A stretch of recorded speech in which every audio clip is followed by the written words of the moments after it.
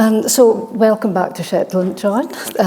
What have you been up to so far, briefly? Well, I arrived here last night and I had a discussion with a whole range of different people from different walks of life last night, and it was really interesting to get that conversation with just a whole cross-section of opinions amongst people involved in the third sector, people involved in fishing, people involved in housing, just all sorts of business activities. So again, it helps me to make sure that I'm hearing and understanding all the issues in Shetland, and it's obviously not my first visit. I've made many visits to Shetland over the years, and it helps me to understand the issues. And then this morning I went up to the spaceport in Unst, which was just, I don't know, I'm still trying to process the whole thing. I just think it's an example. I'm really sorry to stop you. Oh, it's my... Sorry, this is picking up some interference. Oh. I just want this over. I think that should fix it. Sorry about that. Is that all right? Is that better? Are you hearing me all right everywhere? Is that okay? Is that better? Right. Okay. So, just to recap, I had this discussion with lots of interested parties last night. Then I went to the spaceport this morning in Unst, which was just an incredible experience to see innovation and creativity and invention and superb skills being used in that process. And while I was there, and I was just saying to a couple of folk beforehand, I was able to view the very northern tip of Shetland from very high up on a rocket launching station, which I never thought as a sentence I would ever utter in my life. And I was able to see the majesty of the cliffs below Lerwick. And I just thought to myself, something timeless about that view, because you think of what those cliffs have endured over the years, thousands and thousands of years. So it was a beautiful day, utterly beautiful day. I think it's always lovely when I come to Shetland, so I think I should come a bit more often, actually. I'll not disagree with that. And then I went to Swinney and had a really interesting understanding of some of the challenges and the opportunities that exist at Swinney. And then I've been to visit the wool company, Wool Rockers, Jameson's, and also to the Lerwick distillery. And then the government caught up with me, and I've had to sit in a hotel and make various phone calls to find out various things that are going on to sort it out. But it's been absolutely magnificent to be here and to have those experiences. Excellent. Well, that kind of takes me neatly on to ask you, are you enjoying the position of First Minister? Because you were kind of reluctant to take it up in the past, and indeed you kind of stood back for frontline politics in 2023? Yeah, I'm not enjoying the job. I'm loving it, to be honest. Yeah.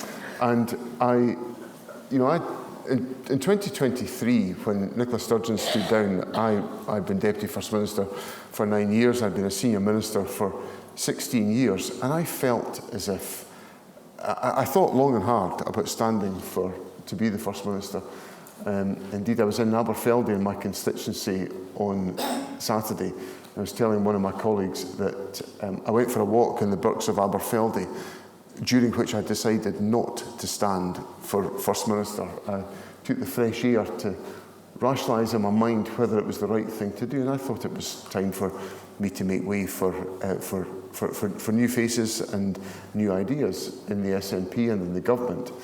And I was preparing for what I thought was going to be a gentler phase of my life, because it's been pretty demanding being a government minister for as long as I have done. And then my party and the government got into difficulties, and Hamza Yousaf stood down, and everyone in the SNP basically turned up at my door and said, we need you to stand for the leadership of the SNP. And that's, I had to think long and hard about that, because my life is not straightforward. My wife has multiple sclerosis. She is an incredibly determined, courageous woman. She is, obviously, MS has an effect on her capacity and some of what she's capable of being able to deal with. And I had to think, can I take up this role, which I knew, because I was at close quarters to two First Ministers, how demanding it is. And when I came home from London on the day that Hamza Yousaf resigned, and I crept into the house at midnight, and the house was in darkness, and I got into bed, and I expected my wife to be asleep, and she said to me, all I heard was this voice saying, "Well?" And I sort of delicately said, "What do you think?" Because we hadn't been able to talk all day because I'd been in London. I couldn't speak to her properly about it. And she said to me, "You know what you've got to do." And that was it. And that was an illustration of the kind of volume of self-sacrifice of my wife to deal with what I'm now doing. And I quite literally felt if I hadn't taken on the role of party leader and First Minister at that time, I think the SNP would have had even more challenges and difficulties. I'm not quite sure how the party would have prospered. So I'm very pleased with what I've managed to do to get the party back doing what it should be doing, which is acting on behalf of the people of Scotland to improve their lives and to give us good optimistic prospects for the election in May. And I'm pleased with what we've done. And then the other thing about it and the role is that it's just an exceptional privilege to serve Scotland and to interact with people in the way that I do. And I have so many lovely experiences of meeting people in all sorts of different walks of life and different circumstances.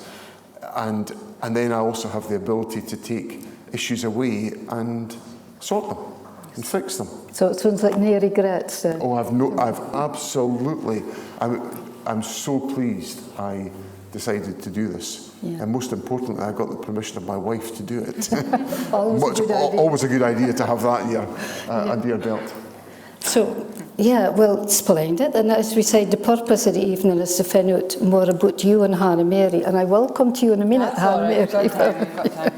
Yeah, so we'll start with family, since you kind of brought that into it. Where were you born and brought up?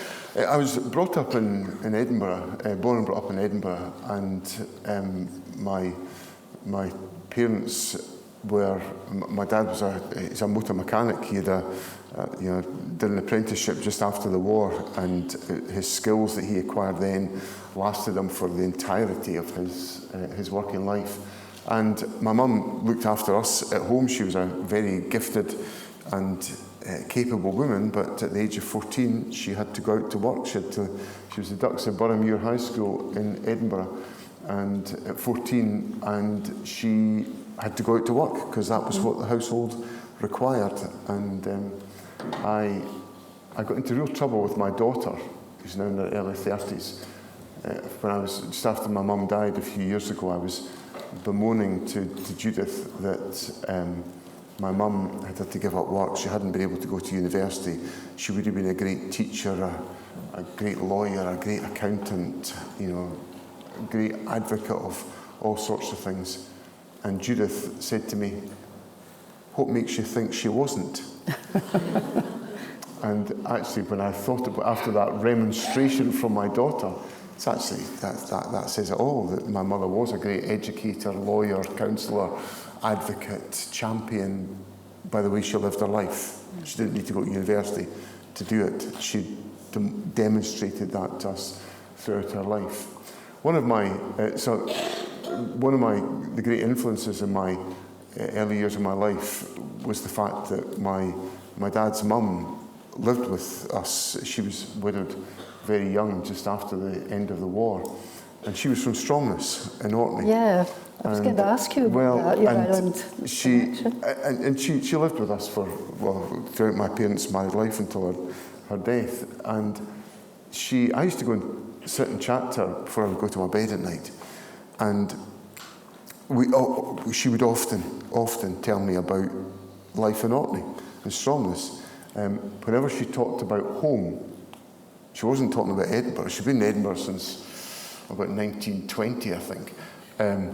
But home was Strongness. Mm-hmm. That's how she talked about it, and it gave me an intrigue about life in Orkney and island life, and in family holidays, and my wife, and then subsequently as in my political life, I've spent so much of my time in the Northern Isles, in Orkney and Shetland, and I think a lot of it goes back to what my granny just, I don't know, she spoke about home with such a gentleness, and I suppose that's a sentiment that has made a strong impression on me and how I feel about island communities. Did you go there as a bairn? Yes, I went there as a child, Yeah. and we've gone back subsequently to that. You know, so it's so that was the kind of foundations of influence in my life. Obviously a strong influence on you. Very much so. Yeah. Very much so. Well, turning to you, Hannah Mary, what's your family background for pocket dinner kind already? So, my mum and my dad, my mum's in the audience tonight, Wilma and John Goodlad, born and brought up here. I was a lass of the lanes of Lerwick, so that was my stomping ground as a pretty lass growing up here. My mum's fae Pennon, so that's a pretty village at the northeast coast of Scotland, and my dad's from Borough. So there's a Scottish and a Shetland link in my family tree, and that's always been a strong influence, I guess, in my life. As growing up, the feeling of being proudly Shetland and having this heritage that is my mum's side as well. So we had all summer holidays were spent down in Pennon, in this pretty village of 50 houses just at the bottom of a cliff. And I'd be there hawking about in the rock pools, collecting fish and crabs and stuff and things like that every summer holiday and taking them back. And I guess I was always a bit entrepreneurial because I set up an aquarium and charged people 50 pence a look to see what I collected from the ebb that day. And the Americans were the best. They would pay 50 pence or maybe even £1 sometimes for a longer look and an explanation from this enthusiastic young lass that was, in and about the ebb. So, yeah, I grew up here, and a strong influence in my life were my mum and dad, and kind of their dedication to the community, I guess, their strong work ethic. And those values of community, fairness, and hard work that they instilled from a very, very young age. Mm-hmm. I mind one story. I was chatting to my dad about this a couple of weeks ago, and there was something that I wanted to buy as a pretty lass. I was maybe 9 or 10 years old, and it was something classically millennial. I think it was a Tamagotchi or a Furby or something like that. Something terrible. And Mum and Dad wouldn't buy it for me. And Dad said, well, you can make your own money. And I thought, how can I do that at 10? And he said, well, there's the Welk Ebb. And I thought, what is that? And it's basically going to the ebb and collecting these pretty whelks. And I mind going with my pals, May, who's in the audience tonight. We went for a few Saturdays in a row to collect these big 10, 15 kilogram bags of whelks. And we then logged them across the town to Rita McNabb's. And I think the going price was 40 pence a kilo. So you can see how long it took us to raise money to get this Tamagotchi. But it was the purpose of, like, the principle of you wanted something. It wasn't going to be a free ride.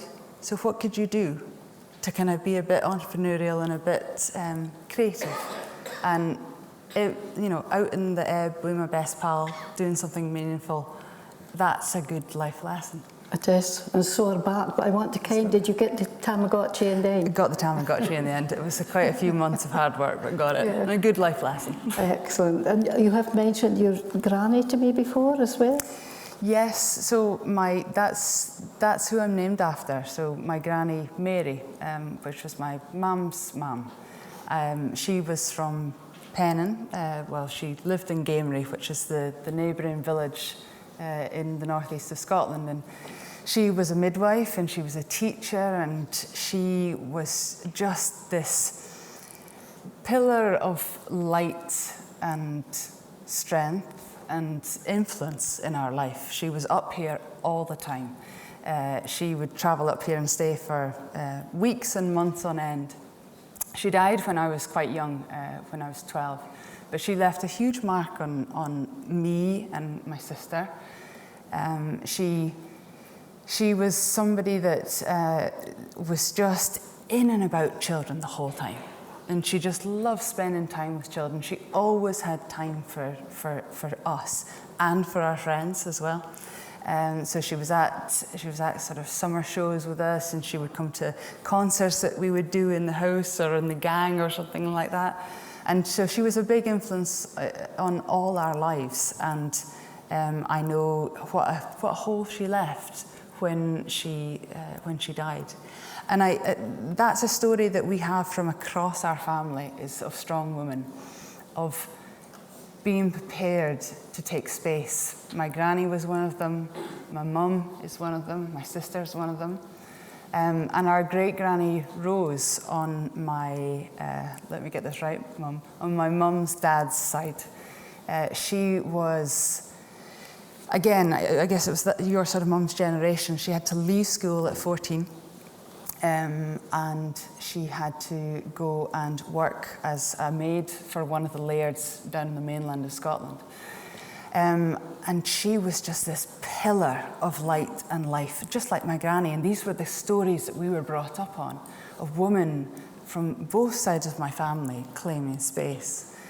And she was Pennon's harbour master as well. Oh, wow. So for a woman in the 1950s, that was extraordinary. She was harbour master, she was knee-deep in the local kirk and knee-deep in politics, always playing the organ, always a tune or a song in the house. And these are the kind of stories that stick with you, because these are the influences that you have. Influences and maybe things that you air as well. Maybe. Yeah. Well, turning back to you, John, there was something that I read as well, that you had an uncle that was posthumously awarded the Victoria Cross. Yeah, this was in the last days of the Second World War, on 3rd of April 1945. My uncle, who was 21, was leading a troop of Royal Marines who were essentially part of the invasion of Italy and the defeat of fascism. And he was killed essentially protecting his troop. He put himself into a position whereby he safeguarded some land which protected his troop, because his troop were about to be wiped out, and he took risks but was then killed. And he was subsequently, in about June of 1945, posthumously awarded the Victoria Cross, which is the highest award for gallantry that Britain offers, and it was posthumously awarded the Victoria Cross by King George VI. And it's the reason, how I found out about that story was literally rummaging around in a wardrobe of my granny's house in Stenhouse Avenue West in Edinburgh. I'd be probably about 7 or 8, and I came across this frame which had, it's a sort of box frame, and it had 4 medals in it, one of which was the Victoria Cross. And I wandered through to my granny carrying this frame and asked her what this was. And she sat me down and told me the story. And I remember looking up at her. This is my mum's mum. I remember looking up at her, and this would be about 1970, so 25 years after the end of the war. And I looked up at her, and I could see on her face a woman who looked as if she'd just been told her son had been killed in the war. And I'll never forget that moment, because it was, in a sense, it shaped a lot of my views about conflict and suffering, because I saw very much up close the heartbreak that had been caused to my granny and her family by the loss of her son. And he was interesting when I spoke subsequently to my mum about his life and his experience. My mum recounted to me that in the run-up to the Second World War, he was very, very strongly minded about the need to confront the evils of Hitler and fascism. And my granddad had served in the First World War, and the last place he wanted any of his sons to go to was a war because of what he had witnessed, on that generation that never spoke about what they experienced. And so I was very struck by how my mum reflected that to me, that essentially my uncle Thomas Hunter was determined to take on and to challenge fascism in our society at that time. And we look at the world today and we can see so much of it swirling around, and it's reminiscent of the need to constantly be vigilant against fascism. But the other stories that my mum told me about that, it was interesting. My mum, going back to what I said a moment ago there about how my mum didn't, her formal education stopped when she was 14. In the early 1980s, when my brother and I were growing up and my mum was freer to go and do other things, she went and took part in an adult education course at the University of Edinburgh, and she had to write a poem. And the poem she wrote was titled, "Why a Dishcloth?" And when she explained this to me, when she'd come home from her work, she'd been called back from her work, she wouldn't be phoned. Someone would have come to get her from her work to come home to be told that her brother had been killed in the last weeks of the Second World War. She came into the house and my grandmother was weeping into a dishcloth. And my mother wrote, so the first bit of public expression of how she felt, she wrote about this dishcloth. Why could it not have been a nice handkerchief? There were nice handkerchiefs in the house. Why not that? But of course, my granny would have had a dishcloth. It would have been in her hand, because it would always be in her hand. It always was in her hand. And that was I thought it was so interesting that the thing that my mother, in her first public expression of anything reflective about life, she chose this dishcloth to write about, but in a sense it symbolised the agony of that moment. And of course this is in the days after, early April 1945, and about a month later VE Day happened. And at that moment, my mum reflected to me that she lived in the Stenhouse is built by Edinburgh Corporation. It's corporation houses. They lived in a square, and the whole square was in jubilation on VE Day about the end of the war. But there was this house there that was absolutely in agony because they'd lost their son. And all these things that have, I suppose as I now compute all these experiences, all these thoughts that I've heard and picked up from my mum and my dad over all these years, you become more conscious, more ever conscious how influential they have been in your thinking and your outlook. And I think they underpin many of the things I feel now in my adult life, essentially as a product of that experience and that reflection that they shared with me. That's a very moving story. And interestingly, one of my grandmother decided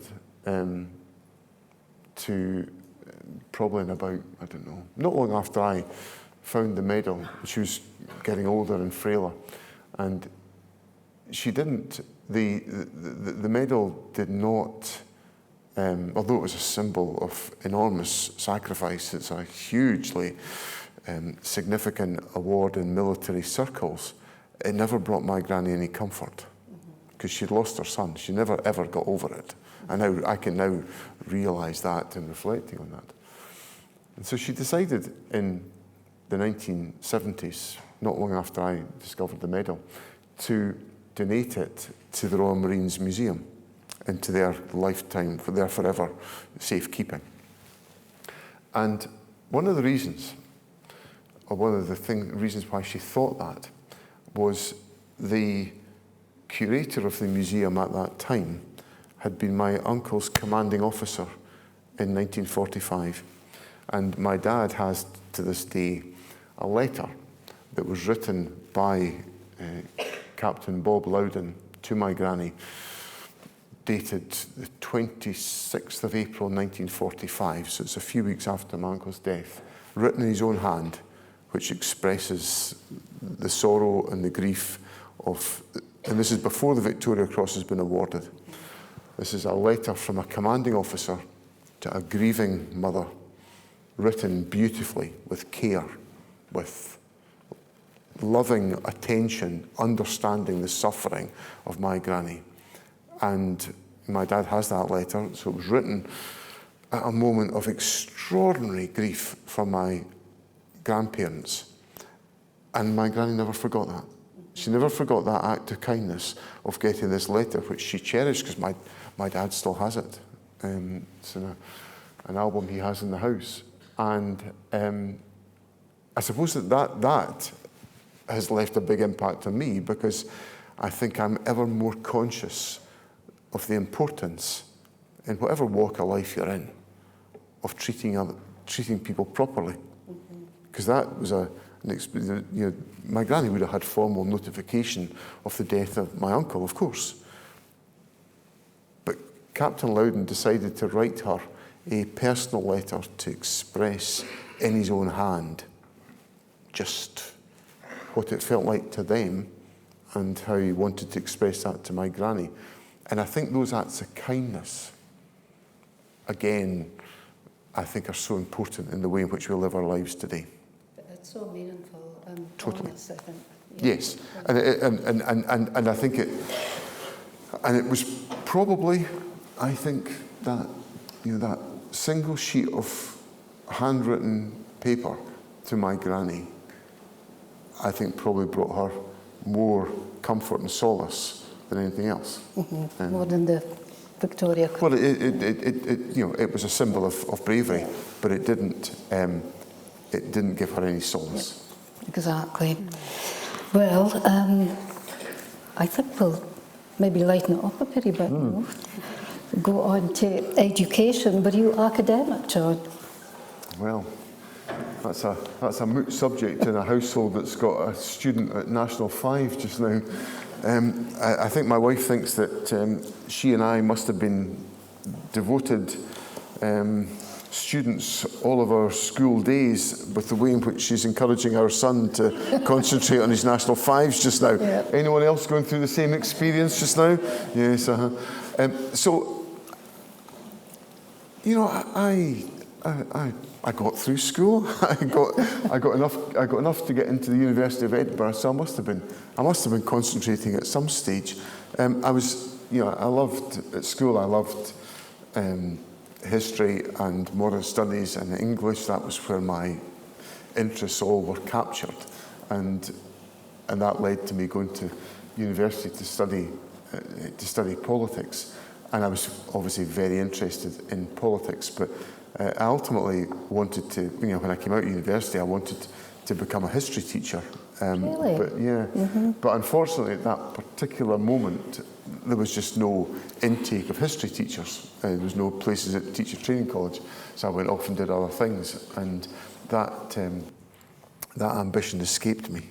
Okay. And turn to you, Hannah Mary. I love school as well. I found school really fun. I had a lot of good times at school. I think one of the things that I found most challenging was reading.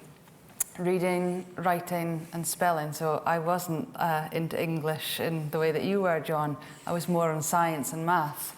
I struggled massively with reading, writing and spelling, and I couldn't read really until I was 8 or 9. I struggled big time.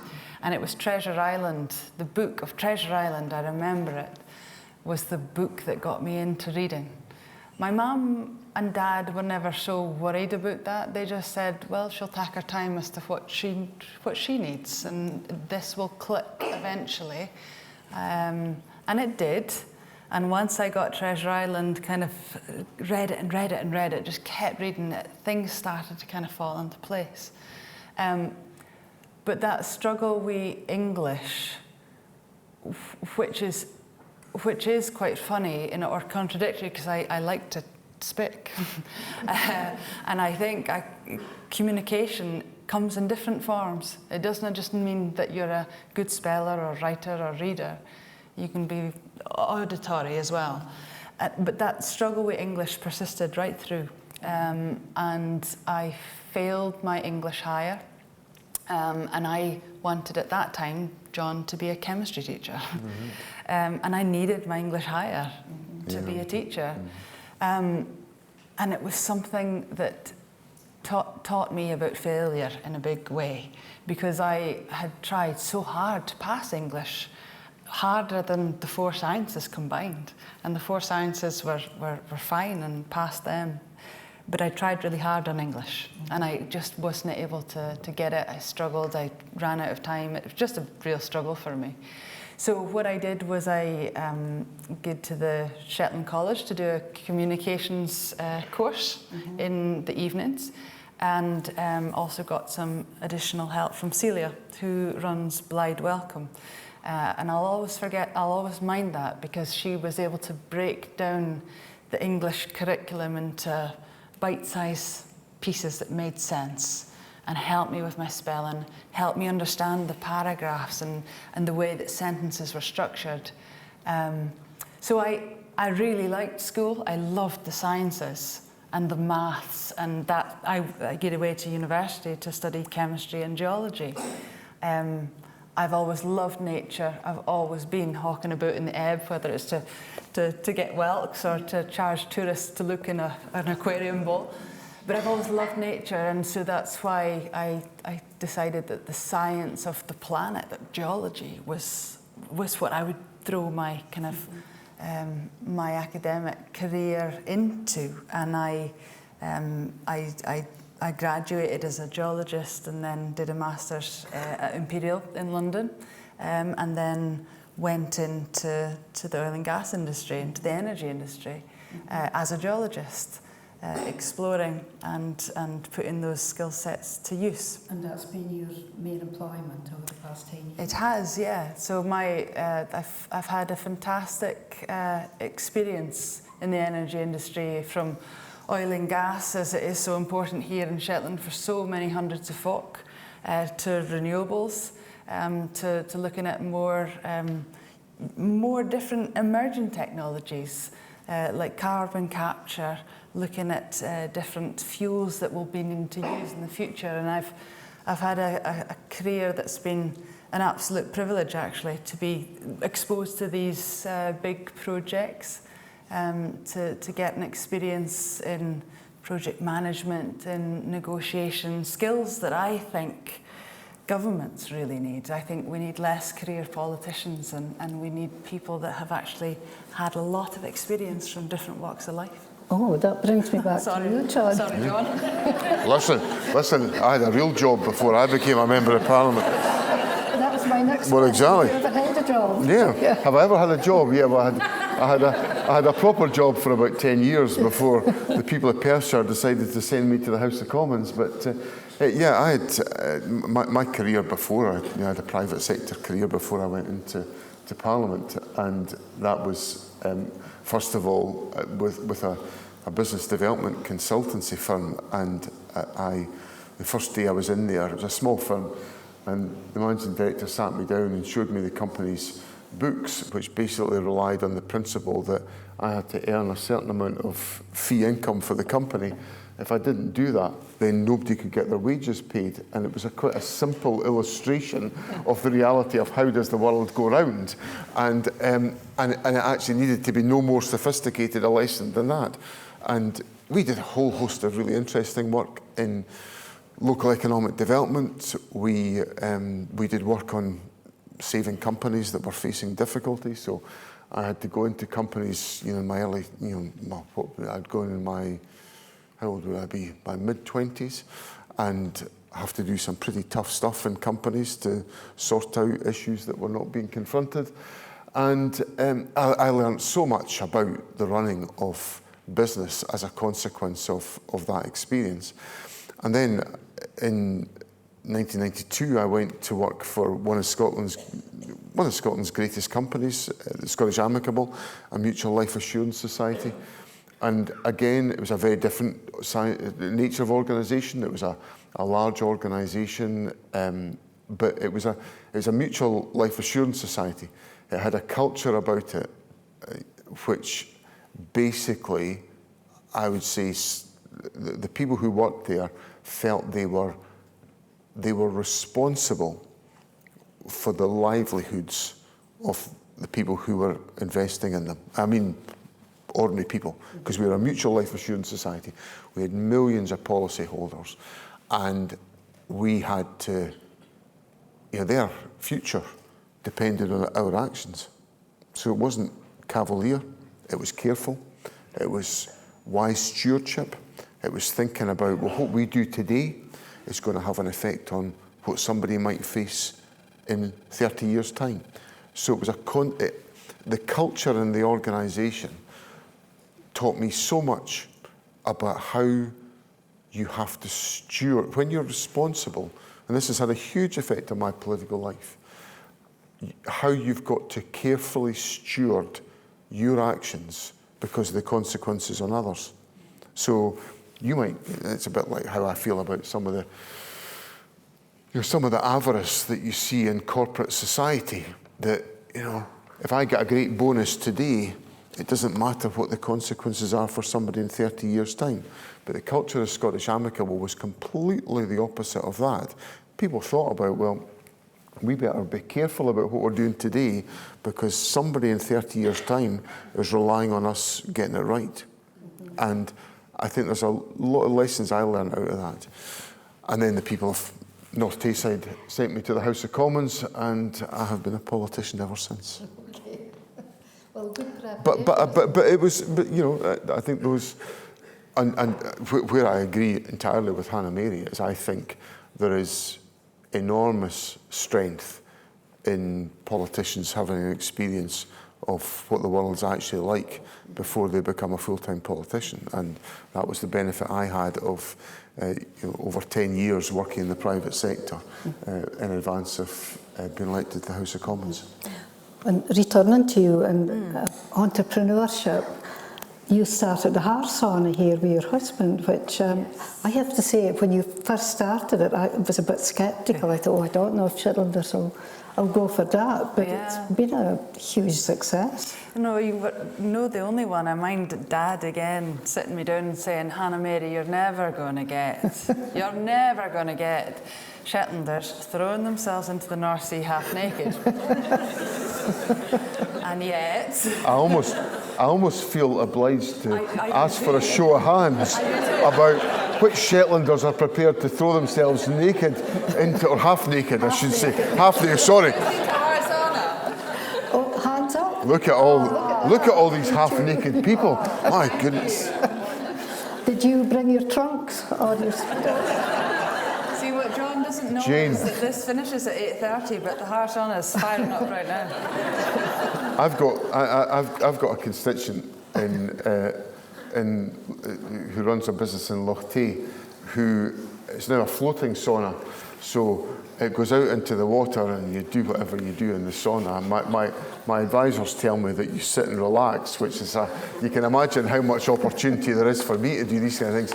And then you jump in Loch Tay, and apparently it's rejuvenating. Well, I listen. Once I get a moment in my life to try this, I'll see how it goes on. But I've brought my running shorts, So if you want to avoid a terrible sight, stay in your house until well after 7 o'clock tomorrow morning. If I decide to treat Lerwick to a bit of running in the morning, if I can get out of bed in time. Yeah. You are a runner, though, aren't you? I am, yes. Yeah, you are. Yeah. And it's something that's, I discovered it quite late in life, and I didn't really. I cycled when I was young. That was the physical exercise I used to do. I used to love cycling, and then probably about the time that Matthew was born, about 15 years ago, I started doing a bit of running and was very surprised that I didn't die running. It was a kind of pleasant surprise, and just did a bit more, and eventually I found myself totally, to my surprise, heading towards doing a marathon. Really? And just before I was 50, I did the Rome Marathon, and which starts off at the Colosseum in Rome. It starts and finishes at the Colosseum, and then in the middle of it you run through historic Rome, past St. Peter's Square, as the pilgrims are arriving to hear the Holy Father on 12 o'clock on a Sunday, and I survived. I completed it and lived to see another day, which surprised me no end. Do you want to tell us your time? I did it in 4 hours 47 minutes. Well done. Yeah. That's good. What, any assessment of whether that's a good time? I suspect there'll be some sort of superior runners in the audience, but my even greater claim to fame than the Rome Marathon is I have done the park run in Brescia. Yes. Now you're talking. But anyone that knows me will know, yes, I did the Brescia park run, but one of my greatest weaknesses in life is for cake. And after the Brescia park run, the home baking extravaganza in the community hall was like nothing I've ever experienced. And believe you me, I've got formidable home baking experience or consumption of it. But the Brescia park run was it was a lovely, lovely experience. Excellent. Well, I think we'll come on to faith now, and I kind that you both do have a strong faith. And Hannah Mary, you were the youth moderator for the Church of Scotland. What did that bring to you? So it's something that I try and there's the keeping faith out of politics and keeping church and kirk and state separate, and I try and sort of really stick to that because I think that's an important value and principle in life. But it is, as you said, it's something that's important in my life. Again, on an influence from my granny, Mary, who had a tremendous faith and a very practical faith.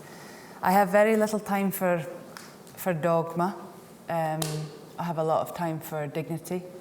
And I think for me, it boils it down into, it's very simple.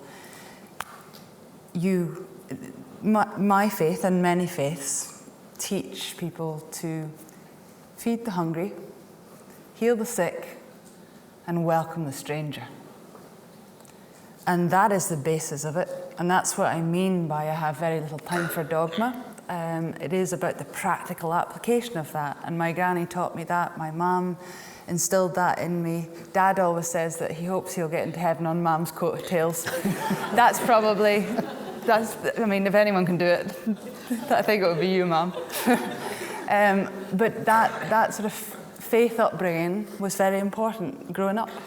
And the practical application of it, and no seeing people for what religion they are, but how you treat others. Exactly what you're saying, FM, in how you treat others, and this constant display of love.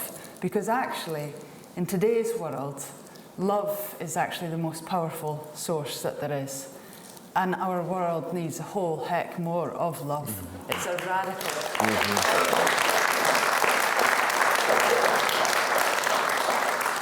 And that's what my faith teaches me to do, and to lean into that love when it's the hardest thing.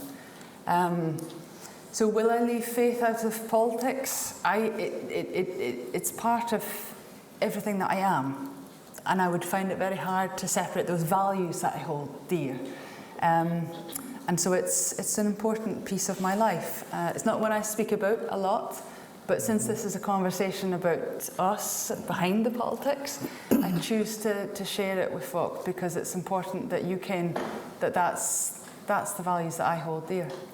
Is there anything you'd like to add to that? I think for me it's about values. Yeah, it's not. I happen to have a deep Christian faith. That is part of who I am. I don't expect anybody else to have. It's up to anybody else how they feel. That just happens to be how I feel, and I think it influences the way in which I go about my politics and the way I conduct my life. So I think I was asked, I did this interview a few weeks ago for one of the newspapers, and I had to talk about the 10 things that shaped my life, and faith was one of them. And I simply made the comment to the journalist that I just felt sentiment such as do unto others as you would have done unto yourself has fundamentally anchored my life. And so therefore, that's how I go about things. Now, plenty of other people go about life without Christian faith, doing unto others as they would have done to themselves. So, it's not an absolute necessity, but it has shaped who I am and how I go about living my life and exercising my politics. And that's, but it's a very personal thing. So I'm open about it in the sense that I share that with a wider audience. But I think it's reflected in how I go about the actions that I take forward. Is it a hard tenet to stick to when you're involved in what sometimes is the murky, if not dirty, end of politics? Obviously, politics is a competitive process. So I've fought a lot of elections. I've won all of them apart from one, and you have to get into a competitive spirit, but it doesn't stop you behaving properly. So 2 weeks ago, I was in Kirkwall for Jim Wallace's funeral. Probably 2 weeks ago tomorrow, I was in Kirkwall for Jim Wallace's funeral. Very distinguished Member of Parliament for Orkney and Shetland, and MSP for Orkney, and Deputy First Minister, and Advocate General. And one of the points I made in the tribute that I paid to Jim in the Scottish Parliament was that although he and I came from very different political traditions, it didn't stop us respecting each other's politics and how we went about it.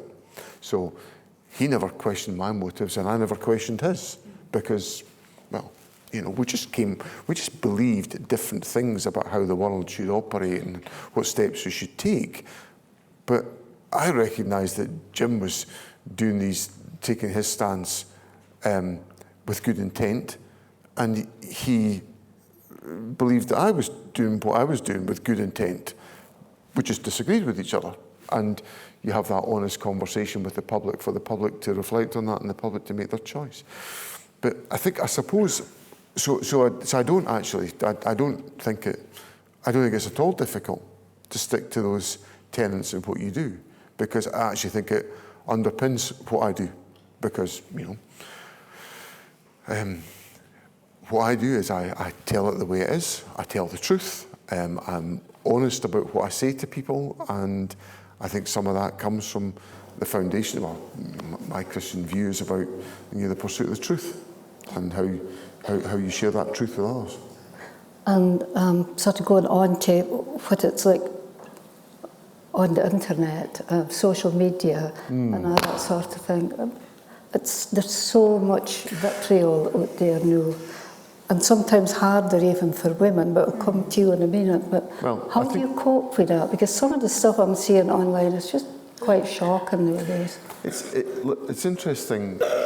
One of the things that I've been a Member of Parliament for 29 years, and when I look at the context in which I'm operating today compared to the context I was operating in 1997 when I first was elected to the House of Commons, they are two completely different environments, totally different environment. And, you know, I now see things on the internet where I'm now having to say to myself, is that actually true? Is that real? And of course things can be, you know, can be presented in such a way that it actually looks to all intents and purposes that it might be real, but you think, can it actually be the case? Now that's something I suppose I've been wrestling with for maybe a couple of years now. I wouldn't say it's any longer than that, but it's now a very real phenomenon of being, so therefore, something that really matters to me, which is truth, is quite difficult to discern when you can't be certain about the source of some of what you're seeing. And then there's another dimension to it. So that's one thing that really troubles me about social media and the lack of regulation. And, you know, whatever we think about an organisation, you know, the output of the BBC's got a code of conduct it's got to follow. And they've got to, you know, test things against that. The social media is completely unregulated. And I think as a society, and I don't just mean Scotland, the United Kingdom, I mean the world has wandered into this space without adequate protection for what we're now exposed to. And that's a real threat to, I think it's a threat to democracy and political stability, in my view. There's then another element of it which is getting sort of closer on to the question you were asking me, Jane, or about to come on to talk to Hannah Mary, which is about how do you cope with it? And I cope with it by paying very little attention to it. So I don't ever look at what people write about me on social media. If I did that, I think, you know, I'm not sure I'd get out very often. But the hard reality of it is that I'm losing some colleagues at the election in May that I shouldn't be losing, but I'm losing them because they can't face it any longer. It's so harsh. So you've got to have huge levels of resilience. Like you know, when I look at some of the stuff that swirls around, you know, people will be, you know, it'll be tough to cope with. So you've got to have very high levels of resilience to handle that. But also I think there's a duty on folk like me as political leaders that we've got to argue for and press for greater regulation of all of this because of the risk that it poses to political stability and to democracy. Okay, thank you. Hannah Mary, I think in some aspects it's even worse for women. Are you preparing, hopefully, trying to go into this world? Are you prepared for the level of challenge that will be for you as a female politician if you do get voted in? I honestly don't know. I think I'll come at this question from a couple of angles. First, I need to take your advice on no reading the comments and no engaging. I find that you're not doing that, are you? Well, don't do that, for heaven's sake. Gee whiz. I'll have to put that on page 1 of the manual. Don't look at the comments. I do. Oh, don't look at the comments. Oh, because it's actually stop that. You'll gain hours of your life if you don't do that. Like, yeah, solid advice. I think I thought back. But it's I'll happily offer that to everybody as well. Don't look at the comments.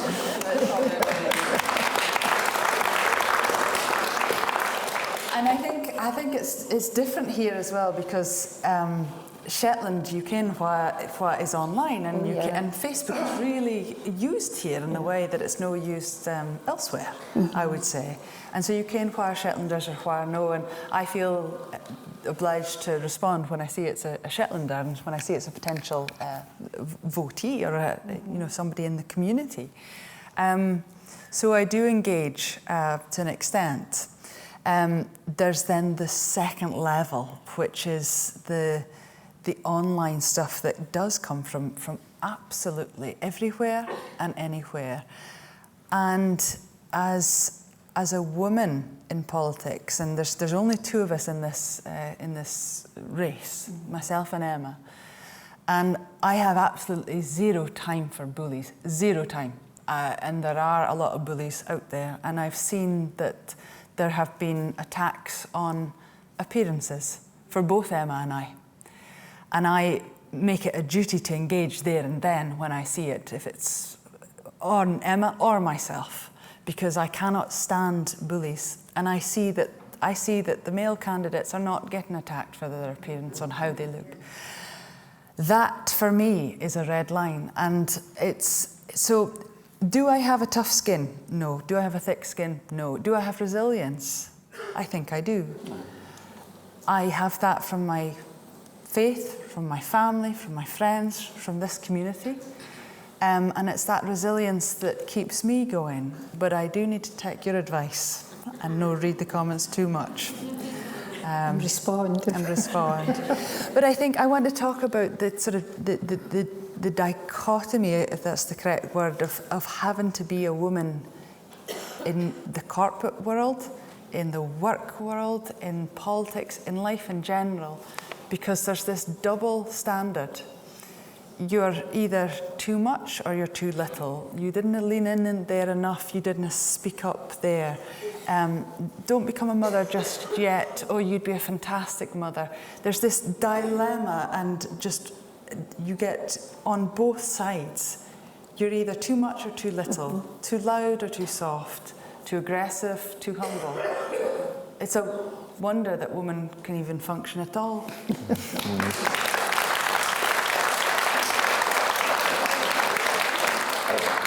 And I see that coming into the inbox that I then monitor across my social media. I get hate mail, not from folk in Shetland, I must say that. I can see it's from folk outside. And then I get also suggestive in-mail.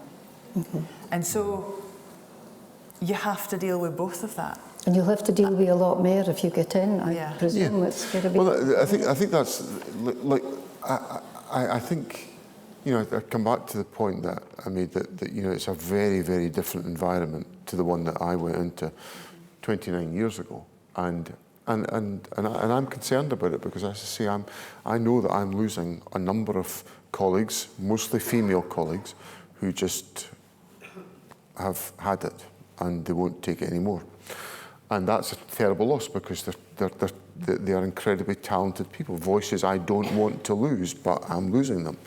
And so I think it's, no, I can't take that away, but I can give people good advice, which is, you know, to really moderate your level of engagement about these things, because people have no right whatsoever to speak to people unkindly. And it's interesting. I remember one occasion where I had a constituent who was posting, not that I knew about it, but my assistant told me about it, you know, a whole amount of abuse about me and about something I'd done, how I'd handled a particular issue. And this constituent asked for an appointment to see me. I represent them, they're entitled, you know, no matter who they are, they're entitled to see me. And the guy came in, and we were ready, you know, we were ready for him, we had all the stuff ready, we were all marshalled and ready for it. The guy came in, sat down, asked me a couple of questions, said it was an absolute pleasure to meet me, shook my hand and went out again. And I'm sitting there with my assistant thinking, what has just happened to us? Yeah. We were expecting to be roundly condemned for all of, you know, blah, blah. And then about 20 minutes later, my assistant said, look at this. And the guy had gone out of the surgery, having shaken my hand and seen me face to face and been absolutely, totally appropriate encounter. And he's tearing into me online. So that's why, that's where it's about. It's about resilience, and of course, relying on the sense of community around about people. So, you know, there are different communities that exist. So I certainly want, you know, parliamentary colleagues of mine to feel they're part of a community where, you know, I am with them, where I will stand up for them. I found myself last week in Parliament with our very distinguished female Lord Advocate with 40 years prosecutorial and advocacy experience being spoken to appallingly badly by political rivals in the Scottish Parliament last week. And I countered that with what I said at First Minister's Questions on Thursday. I thought you were brally mad. Well, I'm not. I just wasn't. Well, and actually, part of it, I think, was about how they were prepared to speak to a woman. Yeah. And I was not having it. And I wanted people to know. I wanted people to know, A, that this country is served well by an incredibly professional and distinguished Lord Advocate, so people should have confidence in the Lord Advocate, and B, that the First Minister will not have women in his government spoken to, like Dorothy Bain was spoken to by various male members of Parliament last Wednesday, which I thought was just a disgrace. And I told Parliament that, so I'm glad I did. Felt better for saying it. Do you know what I mean? Good. Well, I think time is wearing on, so I think we're going to finish up. Final quick fire round. Oh. Before we hand over to the audience. I've had a couple of really terrible experiences with quick fire rounds, so I am hoping this is going to be... Well, I hope it's not niddering. It's a nice quick fire round. Oh, good. So, favourite book? Favourite book? I think my favourite book... it's a quick fire, John. It's quick, I know. I'm just trying to narrow it down. I think Andrew O'Hagan's Caledonia Road probably is my favourite book, I think. Again, it's a difficult thing to ask. Hannah Mary? Well, it has moved on from Treasure Island. Oh, that's really... But it's still a really good book. Elif Shafak was a Turkish, London-based author, and it's, let me get this title right, it's 10 minutes and 38 seconds in this strange world, and it's about a sex worker in Istanbul. Right. A brilliant book, Right. absolutely brilliant. Write that one down. Favourite film? Favourite film, Sound of Music. Oh, that was quick.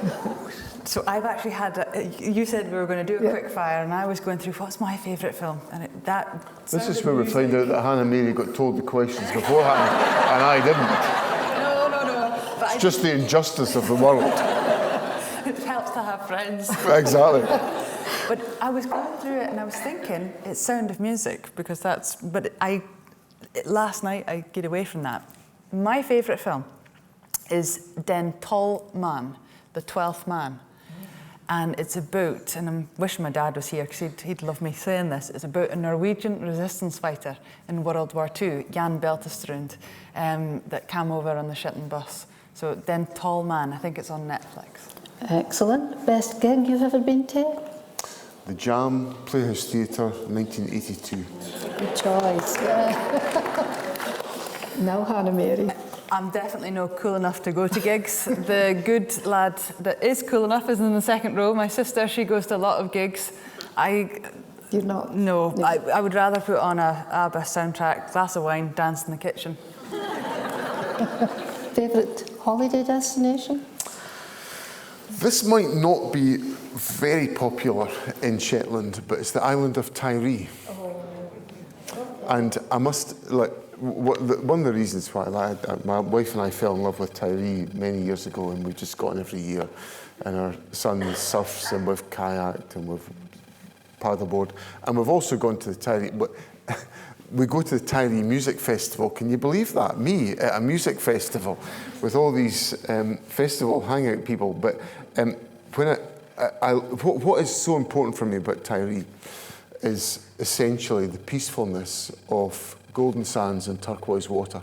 I could literally, that's all I need, that is peacefulness for me. So I was, a few months ago, I was invited to see the Fleming Collection's Scottish Colourists exhibition. And I was going around and I was observing all these wonderful paintings by Scotland's great colourists. And there's one that was there, which is a green sea at Iona, which is essentially reflects to me what I feel about Tiree, the golden sands and rocks, the turquoise waters, and then Mull and Ben More in the background, painted by Samuel Pepple in 1935. It's absolutely beautiful. I literally wept when I saw the picture. And the curator, James Knox, said to me, "Would you like to hang that in Bute House for all your time as First Minister?" Really? So, a few weeks later, it arrived, and it sits opposite me in the cabinet room, where I sit at the cabinet table, where I won't be tomorrow morning. I'll be chairing cabinet from Lerwick, but normally I would sit facing this painting, so that whenever I get all the bad news round the cabinet table, I can look at this painting and visualise myself wandering through the golden sands and get my feet wet. That's about all I'm prepared to get wet in the Scottish waters, Hannah Mary, and the turquoise waters, and it sits opposite me, and it brings me joy and peacefulness. Well, that's a nice privilege, isn't it? It is. Hannah Mary, you finally? The favourite holiday? Yeah. I would say it would be Pennon, where we spent our summer holidays. It's a special place. It's a quiet place. No Wi-Fi, no signal, and you can just go there and just switch off completely from the world.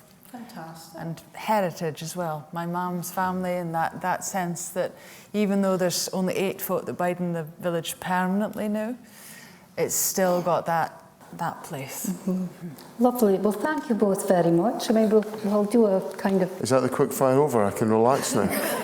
Well, you've turned that long. I'm just going to finish it now.